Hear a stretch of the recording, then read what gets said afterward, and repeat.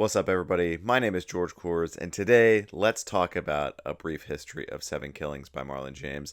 This novel that came out in 2014, it is one of my favorite novels from the last 10 to 15 years or so. And let me tell you why, straight up front.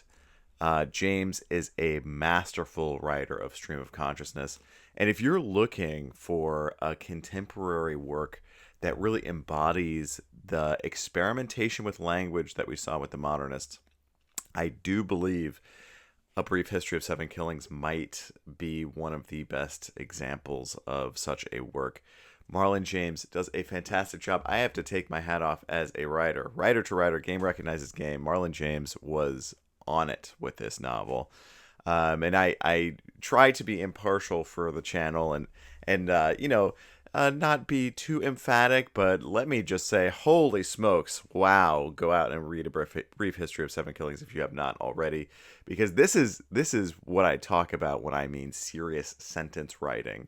There are some sections in this novel that I was absolutely blown away by, and I think about it all the time. This is one of those novels that has really sat with me, that I think about. I've bought it for friends after the fact, and I really think it speaks not only to James's artistic style, how well the sentences are written here, but also as a writer, how James is able to delve into politics and history in such significant ways as is done here. Um, it is really astounding. It's really fantastic work, and this made me really happy to see a novel that came out after the year 2000, also that won the Booker Prize, that was published by a pretty big publisher, have the kind of stream of consciousness that it does here. That kind of restored a little bit of faith for me in American publishing. Because, if you've been around the channel for a while, I have a preference for really experimenting with language and for really pushing the sentence in the novel to do what it can do. If you've read Always the Wanderer, you know that is something I feel really is important to the work of a novelist, for example, for the vocation of a novelist. And I see so much simplistic language out there that I do sometimes get a little dissuaded by contemporary works. But Marlon James, wow, what an absolute novel this is. I mean, absolutely. Uh, one of the best novels out there, that's come out in the last 20 years, and I don't say that lightly. Let's take a look at the notes I took in here. This novel is set it in from basically the 1970s to the early 1990s, and it is set in one, two, three, four, five sections. Um, each of those sections zeroes in on a particular day, so we have a pretty discrete um, timeline here, that goes chronologically from 1976 to 1990. So a relatively short period of time. In that respect, it does mirror somewhat a historical novel. I know that if you've read A Brief History of Seven Killings, that might seem like a strange way to think about this novel. We wouldn't necessarily, lump A Brief History of Seven Killings together with, say, like Tolstoy's War and Peace, but we could. It has that sort of historical narrative aspect to it that I think is really excellently done. And in terms of the structure, the biggest thing that I would point out here is that each chapter, you'll notice at the top, has its character, and each individual chapter focuses then on a particular character in that moment. So as you go, we hear a ton of different voices, and there's a good amount of characters here. It is a fairly polyphonic novel, so a heads up on that. If you like polyphony, if you like a novel that has a lot of different voices in it, this is going to be along those lines. And there's a ton of separate intersections between all those different characters. Some are more obvious than others, but as you go through the entirety of the novel, as you go through the entirety of that decade plus period that's covered in this novel, you begin to see how those individual connections all sort of build up to this crescendo in the novel here, and I think it's really interesting because what I love about A Brief History of Seven Killings on the surface is that it doesn't obviously bill itself as a book about Bob Marley, which in large part it is. Because these first two sections, Original Rockers and Ambush in the Night, these two sections are focusing in on this event in 1976 called the Smile Jamaica Concert, that focus on Bob Marley's presence there and the build up to it. Now, there's a ton of historical context going into that, and that's really going to be present in your reading. And I would say those two sections right off the bat, Original Rockers and Ambush in the Night, those two, like basically the first 275 pages of the novel are some of the best writing that is out there. It is really, really fantastically done, exceptionally sharp sentences. And to that end, those two almost feel like separate to me from the rest of the novel, those two sections, because the writing, I think, is so sharp right off the bat. You really get sucked into it. And even if I think even if you're hesitant to be reading stream of consciousness writing, for example, which Marlon James does exceptionally well in this novel, I think that you will, with the pacing, get really wrapped up in this. I think the way that those 2 days are portrayed in those two sections of the novel, those first two sections of the novel, really ramp up quickly, get you invested quickly. There's a manageable amount of polyphony, so there's a manageable amount of characters in here that really makes it worth your while, and it's really just fantastically done. Those first two sections alone merit a very close reading of the entire novel, in my opinion. And I say that very seriously because I think, those first 250 or so pages are just on point. There's not a sentence or a comma or a period that is out of place in those first two sections. And really we get immersed in this historical aspect of the novel, which is focusing on a post-colonial Jamaica. And this is really important to the novel here because Jamaica gains its independence, and this is set a decade plus after that independence, when we have a post-colonial political situation in Jamaica that is exceptionally complicated and terribly brutal. And I think one thing that I'm going to say straight up, and I intentionally, didn't warn folks about this at the beginning, although maybe I should have, is that this novel is exceptionally violent. It really uses violence in a way that is really critical of society, really critical of societal conventions that we see in that post-colonial space. So as we're reading those first two sections of A Brief History of Seven Killings, it's really important to remember and reflect on that colonial history and what is leading up to the material conditions present in Jamaica at that moment in 1976, and how that sort of exercises power, how that sort of develops power in the post-colonial space. All of this is the bread and butter of what James is dealing with here. And, to that end, I think it would be really important for us to remember in those first two sections, and I don't think that James is going to let you forget this, but, just how entangled the United States government becomes with those post-colonial, political experiences in a place like Jamaica. So the CIA becomes a major focus throughout the novel. And that was kind of a popular thing at the time that this came out. The Sympathizer, which I'll talk about later, is one of my recommended books, also uses the CIA and sort of spy themes as a way to engage in post-colonial discourse. I think that's perfectly reasonable and absolutely, relevant historically. So I think that's an effective tool here. The other thing that I would say, about this is just important to remember the JLP versus PNP political situation in Jamaica at that time might be worth delving into. Just a little brief history of the post-colonial political space in Jamaica before diving into the novel. But James is going to definitely teach you what's going on there as you read. So if that's not necessarily something you're excited about doing, don't worry about it too much.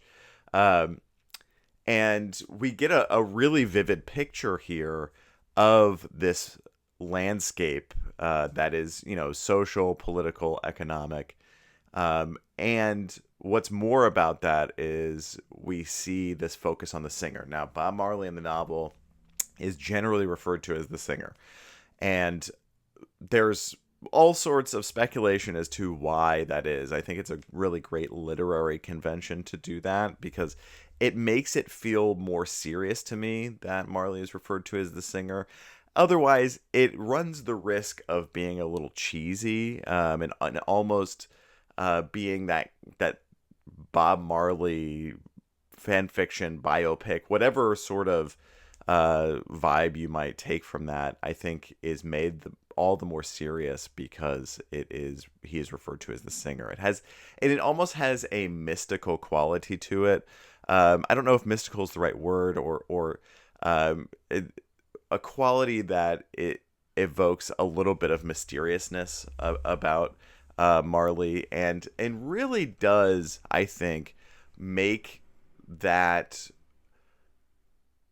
aura around Bob Marley that is so immersed in positivity and really seeing oneself through a difficult circumstance that we see in his music. I think it really complicates my vision of that. And we might think of Bob Marley as like this optimism, this sort of like post post-colonial, we're going to get through this together, peace, love kind of ideology that is sort of reductively seen when it comes to Marley's music and work. And I think James does an exceptionally good job of complicating that with the political situation in Jamaica. And for those two reasons, the first two parts are really, really significant for me. And, this is not a spoiler, so I'm going to give, some greater historical context here. That Smile concert corresponds with an assassination attempt on Marley's life. And a huge portion of the first two sections of the novel focuses in on the attempted assassination of Marley. This brings me to the writing style here, because so much, we're greatly complicating this historical situation, and so much of the writing in those first two sections is stream of consciousness writing. That is likewise complicated by the characters using a lot of drugs. There's a ton of drug use in here. So not only that they're all myriads of violence, but there's just tons of drug use throughout the novel. And I do really feel that stream of consciousness in this case was a really thoughtful way to portray the kind of hallucinatory experience of a lot of these characters taking drugs and experiencing what they do experience, and experiencing the violence they experience. So those first two sections, I think they pack a heavy punch, and they are my favorite two sections of the novel by a long shot. I really do think I was just enamored with every sentence from page 1 to about page 275. And that's quite the accomplishment. I think as a writer, James did a really fantastic job at really zeroing in on all of this, and just how complicated and messy it gets is just fantastically done.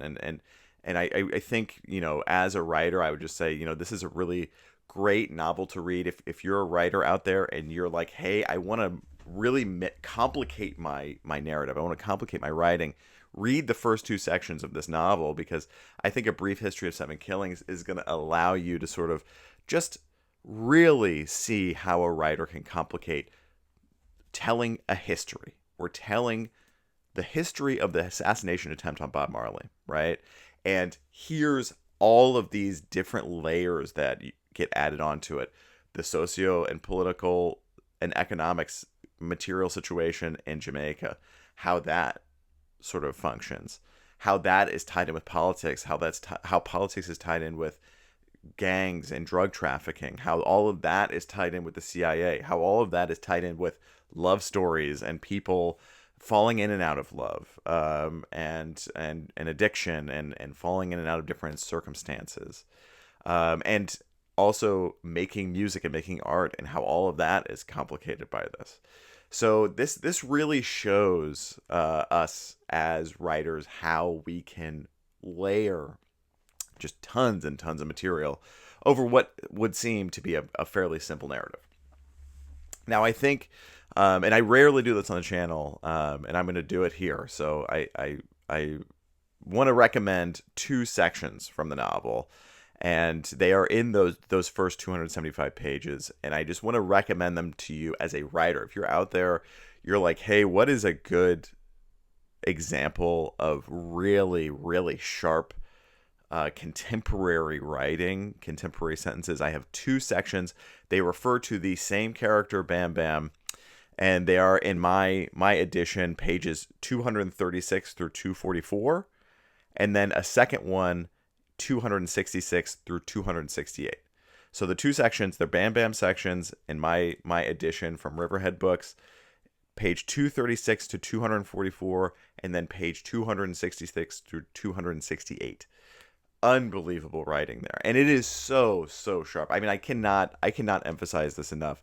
Those two sections in particular, if you have not read the novel, open up the book and read those two sections. It will not spoil anything, and it's going to give you an idea of just how incredible the writing is here.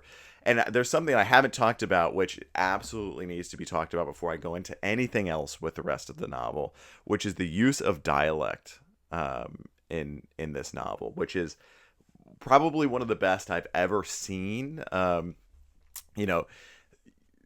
James uses Jamaican dialect and patois here in a way, and chatting bad, this sort of dialect. I guess we would need to refer, if you're a linguist out there, tell me what chatting bad is down below, if that's a patois, or if that's a dialect, or if that's just a particular mode.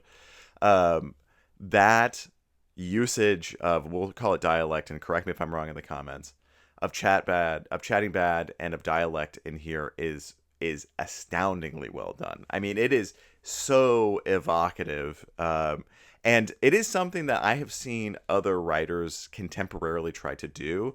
There's a few who do it well. Douglas Stewart did it pretty well with Shuggie Bain.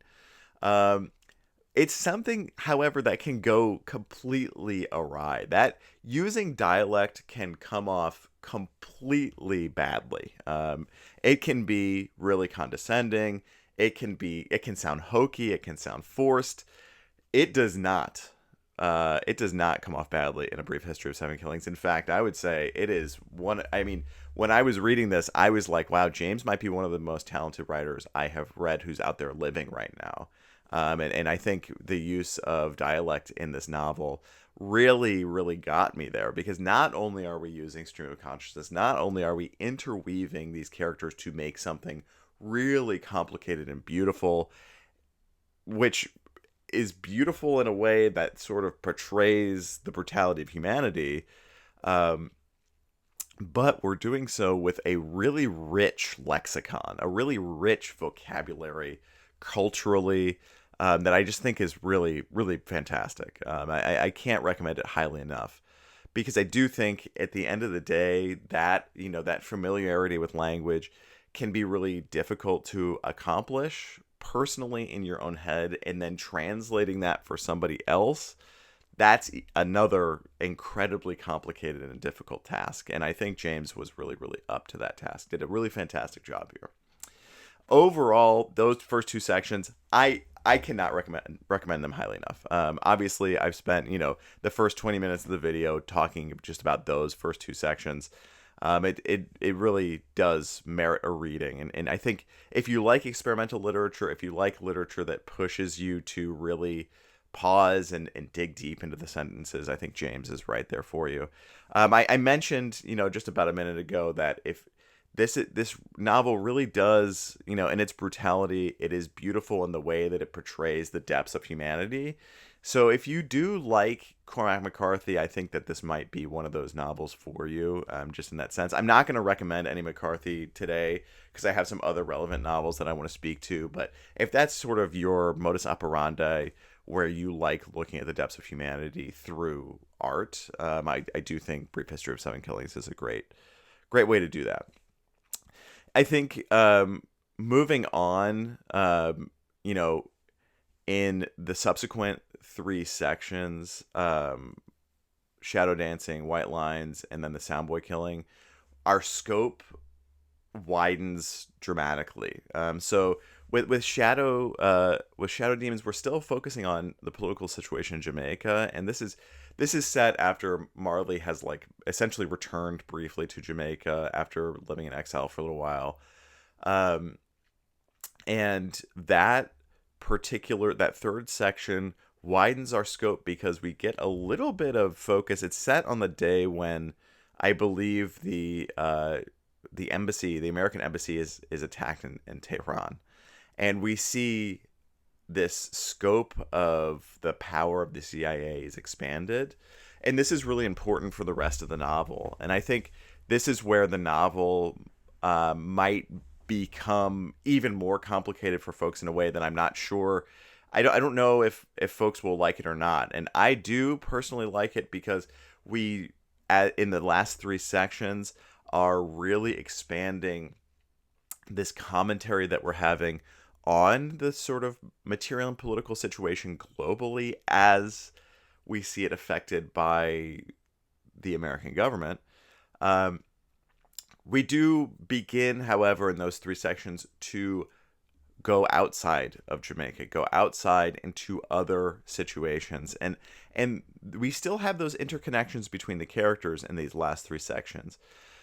However, we are shifting away physically in the sense that those characters might be in diaspora. Those characters might not be in Jamaica anymore. Or they might be focusing on other things like, for example, the revolution in Iran. Now, what I think is a prevailing through line throughout all of that is really set in stone in those first two sections is this interconnection, almost this intersectionality, pardon the phrasing there, between politics, violence, and drug use and the selling of drugs. Those three things are a huge focus throughout all of the sections of the work. And that, I think, is really, especially in those 1980s sections. I think Shadow Demons is 1979 and White Lines set in the 1980s. I think those two, and then in Soundboy Killing in the early 1990s, those then all of a sudden gradually become for the reader a larger commentary on the war on drugs in the United States. And I think that I had to sort of sit with that for a little while, because in the first two sections, you get so used to the landscape that we're involved with here. And particularly, I think politically, looking at the JLP versus the PNP parties, those two parties interacting, how they interface, the kinds of violence that they exercise against one another and they exercise in their communities, that, takes the reader some time to sort of be immersed in that particular circumstance. And then we widen the scope dramatically. We widen the scope, sending different characters to different places, particularly New York City. And I think that after sitting on it for a while, after looking at it, after looking at how the scope sort of expands in those moments, I can see sort of two paths here, and allow me to speculate wildly for a second. I think I could see a shorter novel with just the first two sections that just focuses on that event. I think I could see that being something that would exist, right? The longer novel, I think, is really good because it really pushes us as readers to consider those interconnections all the more seriously. And when I mean those interconnections, I mean, look at the political situation in, Kingston and 1976. How is that tied to the experience of an individual, drug dealer in New York City in the 1980s. These two things become much more interconnected than we might initially assume, and I think that it was really well done. I think it's something that you kind of have to sit on. And I keep coming to these first two sections being kind of separate from the overall five sections.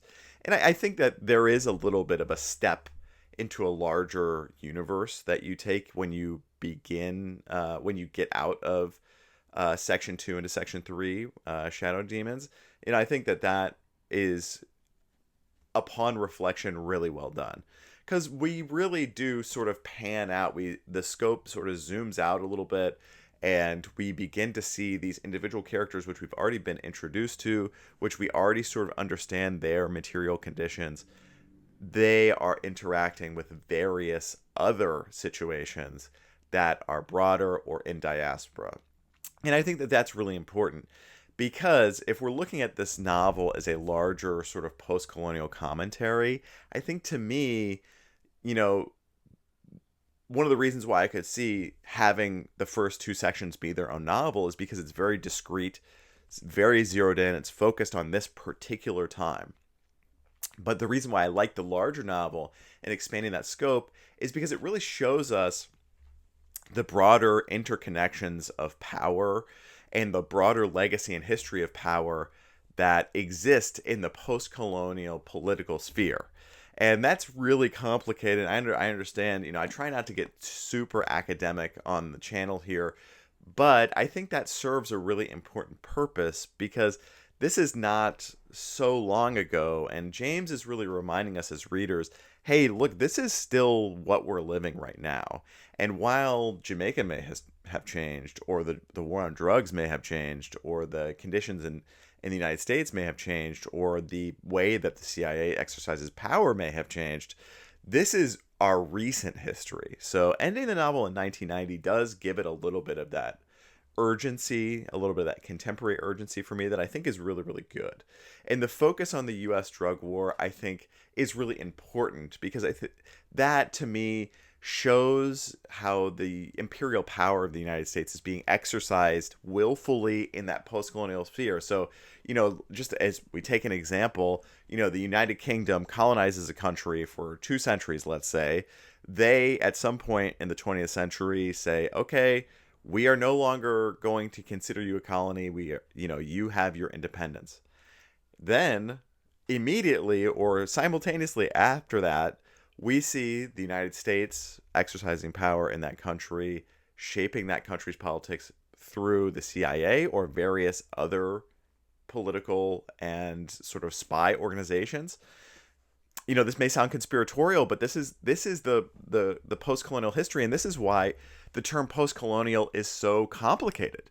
I think, to me, as a person who studied, post-colonial theory, and for whom post-colonial theory is like the foundation of where a lot of my fiction is coming from, particularly Always the Wanderer, to me, this leads me to the question of, are we really post-colonial? If an imperial power immediately fills the vacuum, can we use the term post and post-colonial? And this also leads us to some discussion about the term neo-colonial. This idea of when the colonizer leaves and they vacate their political power, the political parties that assume power, even if they are from the folks who are there, might exercise the same violence that the colonizer was exercising in order to maintain their power. Neocolonialism, right? A new form of colonialism. And this really, I think, the novel itself, on the whole, A Brief History of Seven Killings, in that way that it's evocative of a brief history of time in the title, I think really is important for me, because I think we're looking at this larger history and this larger legacy. And we see individuals participating in that in a huge variety of ways, running away from it, being directly involved with it, being the person exercising the power, being the person who's, very willfully engaging with it. We also see, the CIA operatives and the various politicians. And to me, the novel, I love that the novel's not billed as a novel about Bob Marley, because it's not. Bob Marley the singer is a convenient way for us to look at the post-colonial conditions of this culture. And, Marley's role in that is complicated as this cultural icon, as somebody who's really important to the culture, as somebody who's really important globally, as a pop star. And the way that is sort of worked out in the novel, I think is really smart. I think James did a really fantastic job here, just getting us to a point where we greatly complicate our understanding of what's going on here. And if you're looking for, a novel that is a historical novel that is really dealing with our history in a complicated way and is using really sharp language throughout all of it, I think A Brief History of Seven Killings should probably be on the top of your to be read pile. To my taste, I really, those two sections with Bam Bam that I highlighted earlier from page 236 to 244, and again from 266 to 268, I was taken aback. I was like, wow, this is unbelievably great writing. And it's not heavy-handed in the way that we see some other works deal with really complicated philosophical themes, particularly the post-colonial. I am gonna recommend the Sympathizer, and I think that the Sympathizer can be a little heavy-handed with how it deals with post-coloniality. However, James, by including the stream of consciousness, particularly, and how the stream of consciousness develops psychologically in the novel, through the sort of terror that folks experience, through the drug use that folks experience, makes the commentary on the post-colonial condition that much more subtle, and it feels almost elemental to what's going on here in a way that I think is really, really artful. So to me, this novel, I was really pleased. Tip to tail, I definitely had to do some thinking, on, these further three sections. What are these three sections really? Are they really necessary to the narrative that I'm getting here? And when you pan back and realize, this novel is not about Bob Marley. This novel is not about it. It's about Jamaica in the case that, in the situation that, Jamaica is the focus of it. But really, to me, what James is doing is writing a thesis on the status of post-coloniality and how that affects identity, how that affects the experience that we have. And it's an enormous critique of power. I mean, it is, page for page, every single page in here is just a really sharp critique of the kinds of power that we see exercised politically throughout the world today, particularly American imperial power, but also, those post-colonial powers and possibly neo-colonial powers, depending upon how we categorize that, in those countries that experienced the colonial project. I think it's just wonderfully done, and also, I think if you can tolerate that brutality, I think, getting through here and looking at this, it is just a masterclass novel. To me, particularly, I have to reiterate about the use of dialect, and the sentences here are just really spot on. But the use of dialect is really, really well done, and you don't get the pleasure of seeing that all the time. I see a fair amount of folks try to use dialect, try to develop voice in certain ways. I think it can be hit or miss. It can be really, really difficult, but Marlon James does a really fantastic job, and James should be proud of this novel. Obviously it won the Booker Prize. But this is really, really quite the work here. I was very impressed. Let's talk about some recommendations here real quick. So I have a few that I wanted to get into. The first one is by Jeet. This is Narcopolis. This came out quite a while back. This novel is set in India, and to me, this novel really does delve into the experience of drug use in a really important way. And I think the way that James uses drug use in A Brief History really reminded me of this, and Narcopolis, I think, is one of those novels that I don't see folks talk about very frequently. So I'll recommend it here. I think that this is really, it's a harrowing read, but it's a really beautiful one, and I think it's really well worth your time. Um, Another more contemporary work that I wanted to recommend, I've talked about it already a couple times here on the channel, is The Sympathizer by Viet Nguyen. And I think that this came out around the same time as A Brief History. It also uses the CIA to develop sort of post-colonial commentary. Both of them do it. To my mind, James does a better job. I think The Sympathizer is really good. The Sympathizer, also an award winner, won the Pulitzer Prize, and also has been developed by HBO. So you can also watch this. I recommend reading the novel. The novel's really, really good. I think for pound, I would recommend Brief History over this, but I think you can read both, and I think that they're both a really great, just a really great way for you to engage in that post-colonial discourse that's happening. And then I have a couple older novels that I think I'd want to recommend based off the style of writing here. The first one is by Virginia Woolf, which is The Waves. This is my favorite of Woolf's novels, and I think it's one of the novels that folks aren't necessarily reading so much. I see a lot of people read Mrs. Dalloway or To the Lighthouse, which are obviously great. I'm a large proponent of Woolf's work, but I think The Waves is just the way that Woolf develops psychology in this novel is really fantastically done. And if you're looking for, after reading Brief History of Seven Killings, something that has that sort of depth of psychology, I think The Waves is a really great way to get there. And then finally, something that, a couple works that I think James himself might cite as being sort of foundational here. One is listed in an interview that I read of his, which is As I Lay Dying. But my edition conveniently has both. I think, As I Lay Dying and The Sound and the Fury, I've recommended Faulkner here before. These are Faulkner's arguably two best most famous novels. I think Faulkner's best is probably Absalom. But I think for me, As I Lay Dying and The Sound and Fury, both of those really speak to the style that James takes on here. As I Lay Dying, because of the stream of consciousness. Sound and Fury as well, but The Sound and the Fury, each chapter being about a different character, to me, really resembles what James was doing in here. So these two novels by Faulkner I'd recommend. And I really love this edition. It has both in them. I don't know. It's really nice. I found that in a used bookstore for a long time ago.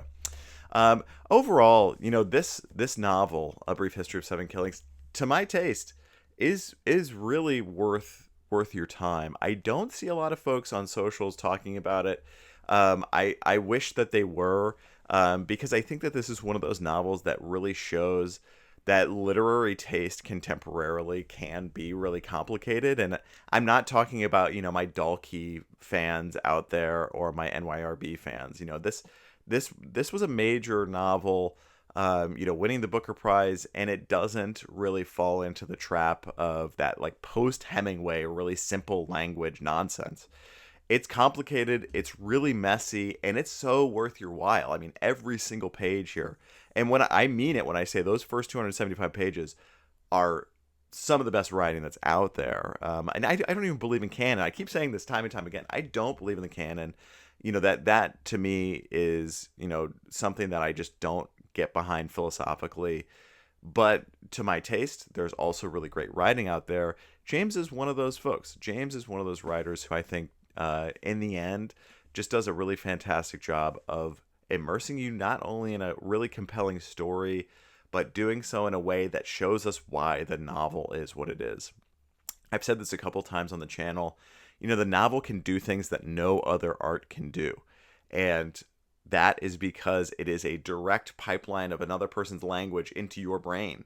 And that, to me, novels like A Brief History, these novels are the best case for why you should be reading a novel like this. This is it right here. It seems on the surface, hey, I'm going to read this novel about Bob Marley. Okay, let's go. I know a little bit about Bob Marley. Let's go. And what we then unearth in the reading here, what we then are able to experience because of James's language is just really, really beautiful. And it's really reflective on humanity. And I think it's, for those of you who have read it, it's going to be contentious for me to say that this novel is really beautiful. But, it is, because humanity is beautiful in all of its circumstances. And, we do need to confront and look at those complicated circumstances that are in a novel like this, that make it necessary for us to publish a novel that has a title like this. So, for me, it has my wholehearted recommendation. And I was really, really really pleased to see it, particularly those Bam Bam chapters. I know I've said it like 50 times here in the video. It really, really sharp writing. And I do, and personally in my personal life, I always categorize a writer, can they write good sentences? And I say this to my friends sometimes, yeah, this person can write good sentences. And they always laugh because it sounds like such a simple way to talk about fiction or the novel, right? But that in essence is really important for me as a writer. Can you craft a sentence that really wows me? And I think people read in a wide variety of ways, and people experience their literature in a wide variety of ways. And I think a lot of people do not look to the sentence as this thing that we're going to categorize as beautiful or not. It just is the story. If you're a plot motivated person, which most of our agents, most of our publishers, most of our readers are all plot motivated. So they don't care about the sentence, just get me to the action, whatever's going on here. A great way to train yourself out of that would be a read of A Brief History of Seven Killings by Marlon James. This is really just fantastic work. And I got to take, writer to writer, got to take my hat off to James and just say, well done, man. Absolutely fantastic. And worthy of the Booker Prize. The Booker awardees have been hit or miss for me. There have been some that I've read that I was a little surprised by.